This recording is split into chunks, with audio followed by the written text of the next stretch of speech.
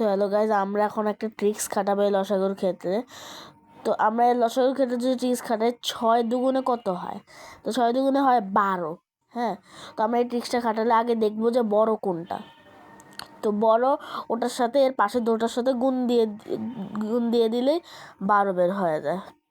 তো এখন আমরা প্রমাণ হিসাবে এটা লসাগু বের করে দেখছি কি এটা কি আসলে ট্রিক্স খাটিয়ে 12 আসে। তো আমরা এখন ম্যাথ করছি। 2 দিয়ে যাবে 3 দুগুণে 6, আর এখানে 1 দিয়ে যাবে 2 একে 2, আর 2 6 দুগুণে 12। তো আমরা আবার যাবে 3 দিয়ে আবার যাবে।